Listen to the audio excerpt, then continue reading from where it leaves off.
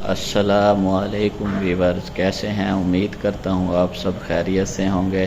Channel को subscribe नहीं किया तो जल्दी से सब्सक्राइब कर लें। वीडियो पसंद आए लाइक कमेंट शेयर ज़रूर किया करें। आज हम आपको रेंचेस के बारे में बताने जा रहे हैं कि रेंचेस कितनी किस्म के होते हैं और हर किस्म का क्या काम होता है, वो भी डिटेल से आपको बताएंगे। तो चलें वीडियो स्टार्ट करते हैं। आज हम आपको रेंचेस और स्पैनर्स के बारे में बताने जा रहे हैं। रेंचेस और स्पैनर्स कई किस्म के नट बोल्ट स्क्रू और सॉकेट वगैरह कसने और खोलने के काम आते हैं।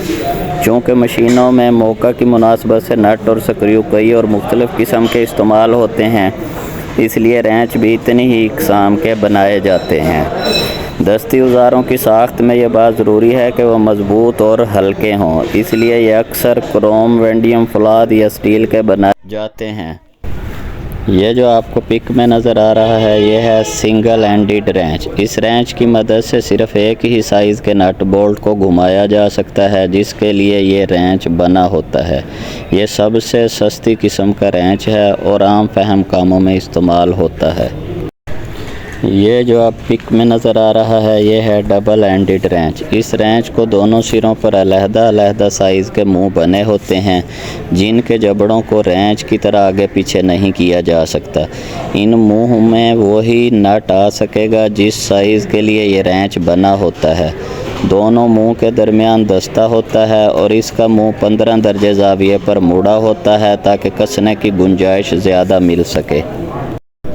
ये जो आपको पिक में नज़र आ रहा है, ये है ऑफसेट रेंच। ये रेंच बिल्कुल सिंगल मुंह वाले रेंच की तरह होता है, क्योंकि नट के अंदर छुप जाता है, इसलिए इसका नट पर से फिसलने का मामूली ख़तरा होता है या इसके किनारे खुल जाने का ख़तरा होता है।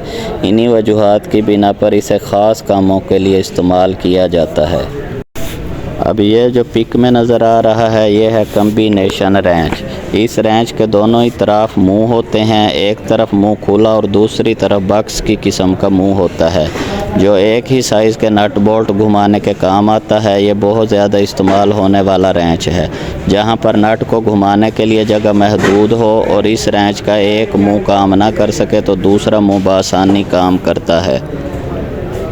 अब ये जो आपको पिक में नज़र आ रहा है, ये है एडजस्टेबल रेंच। इस रेंच का एक जबड़ा साकिन होता है और दूसरा जबड़ा एक गिरारी को घुमाने से आगे पीछे किया जा सकता है, इसलिए इसको मुख्तलिफ़ साइज़ और मुख्तलिफ़ किस्म के नट बोल्ट पर इस्तेमाल किया जाता है। जब इस किस्म के औज़ार इस्तेमाल करने हों तो हरकत वाला जबड़ा इस तरफ होना चाहिए जिस तरफ कुव्वत लगाई जा रही हो।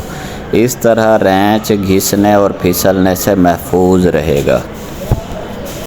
अब ये जो आपको पिक में नज़र आ रहा है, ये है मोंकी रेंच। इस रेंच के दोनों जबड़ों का दरमियानी फासला एक नट के ज़रिए कमोबेश किया जा सकता है और ये रेंच उम्दा चौरस या 6 पहलू वाले नट और बोल्ट कसने के काम आता है। चूँकि ये चौरस अशिया के लिए मखसूस होता है, इसलिए इसके जबड़े दंदानेदार नहीं बनाए जाते, लिहाजा मोंकी रेंच को पाइप वगैरह कसने में भी कभी भी इस्तेमाल नहीं करना चाहिए। इस बात का ख़ास तौर पर ख्याल रखना चाहिए कि रेंच को किसी नट पर डालकर मजबूती से कस दें, वरना ढीला रहने की सूरत में ये रेंच नट के कोने गोल कर देगा।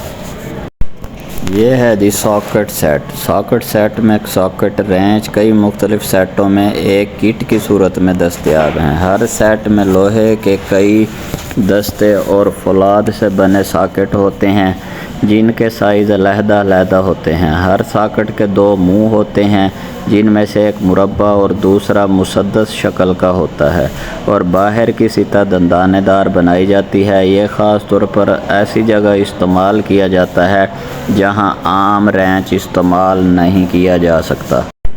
अगर इस पर ज़्यादा ताकत लगाने की ज़रूरत हो तो इसका दस्ता हटाकर आम रेंच के साथ भी घुमाया जा सकता है।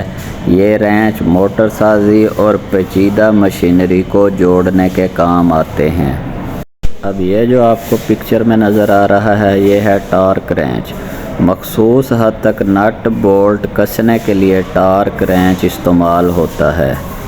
अब ये जो पिक्चर में नज़र आ रहा है, ये है जी पाइप रेंच। पाइप रेंच का एक जबड़ा नट को घुमाने से आगे पीछे हरकत करता है। इसकी साख्त अगरचे मोंकी रेंच के हूबहू मुशाबा होती है, लेकिन इन दोनों के इस्तेमाल में नुमायाँ फ़र्क है। चूँकि इस रेंच के दोनों जबड़ों के अंदर की तरफ दंदाने होते हैं जो गोल अशिया पर अपनी गिरफ्त मजबूत तर कर लेते हैं, इसलिए नालियाँ और पाइप वगैरह पकड़ने के लिए पाइप रेंच इस्तेमाल किया जाता है। ये रेंच नट बोल्ट और स्क्रू के अंदर धंसकर इसको नकारा कर देता है, लिहाजा एहतियात से काम करना चाहिए।